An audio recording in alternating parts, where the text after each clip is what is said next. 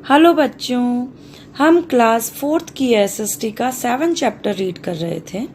इससे पिछले वीडियो में हमने सीजन्स के बारे में पढ़ा कि इंडिया के 3 सीजन होते हैं, winter, summer and rainy season. हमने समर और रेनी सीजन के बारे में पिछले वीडियो में रीड किया था। आज हम विंटर्स के बारे में रीड करेंगे और इसके बाद हम साइकिल ऑफ सीजन्स यानी कि सीजन का चक्र कैसे चलता है इस बारे में रीड करेंगे। विंटर्स यानी सर्दी का मौसम। From middle of November to February the entire north India comes in the grip of winters. नवंबर के मध्य से फरवरी तक पूरा उत्तर भारत सर्दी की चपेट में आ जाता है। In winter, the days become short and the nights are longer. सर्दियों में दिन छोटे होते हैं और रातें लंबी होती है।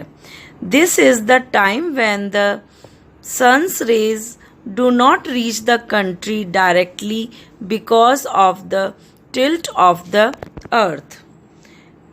यह वह समय है जब सूर्य की किरणें पृथ्वी के झुकाव के कारण सीधे देश पर नहीं पड़ती है, जिसके कारण क्या होता है, यहाँ विंटर होता है यानी कि ठंड पड़ती है।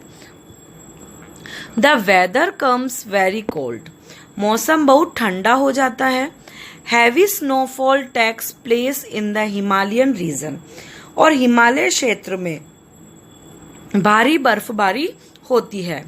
Extremely cold winds blow from the Himalayan mountains to the northern planes.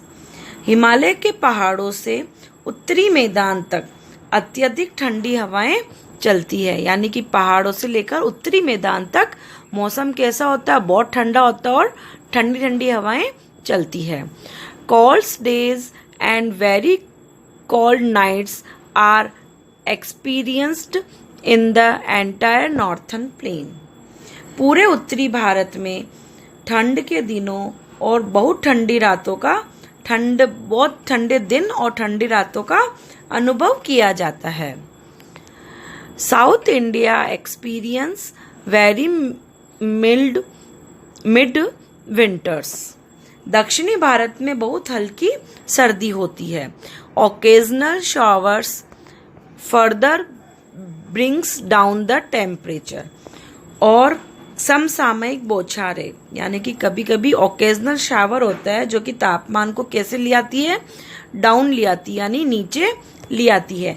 अर्थात यानी कि जो सर्दी के दिन होते हैं, सर्दी में हिमालय और नॉर्थर्न प्लेन में बहुत भयंकर ठंड पड़ती है, जबकि साउथ इंडिया में कैसा होता है मौसम, ज़्यादा ठंड नहीं पड़ती है। वहाँ पर कभी कभी बारिश के कारण तापमान कैसा हो जाता है, नीचे गिर जाता है। स्प्रिंग यानी बसंत का मौसम।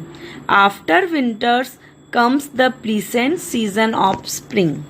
सर्दियों के बाद वसंत ऋतु का सुखद मौसम आता है, यानी कि प्लीसेंट यानी कि सुखद मौसम आता है।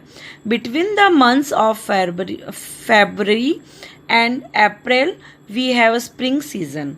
फरवरी व अप्रैल के महीने के बीच हमारे पास कौन सा मौसम होता है, बसंत का मौसम होता है। In this season new leaves and flowers Bloom in the trees. इस मौसम में पेड़ों पर नए नए पत्ते उगते हैं और फूल खिलते हैं।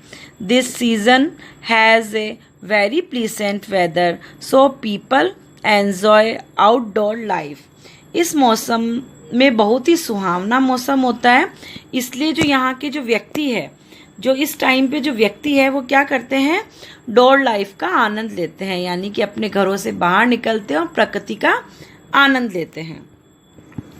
साइकिल ऑफ सीजन्स यानी कि इन सीजन का, ऋतुओं का चक्र कैसे बनता है उसके बारे में यहाँ बताया गया है। In the way the cycle of seasons continues to repeat itself year after year all over the country. मौसम का चक्र इस तरह से पूरे देश में साल दर साल खुद को दोहराता है, यानी कि जैसे साइकिल का पहिया चलता है, जब ऊपर से लेके वो नीचे वापस आता है, नीचे से ऊपर जाता है, उसी प्रकार पहले विंटर आएगी, फिर स्प्रिंग मौसम आएगा, फिर उसके बाद समर आएगी, समर के बाद रेनी, रेनी के बाद वापस विंटर। इसी तरह ये साइकिल का चक्र चलता रहता है। Every season brings A change in the lifestyle, clothing and food habits of the people of India. इस जो ये हर मौसम है वो भारत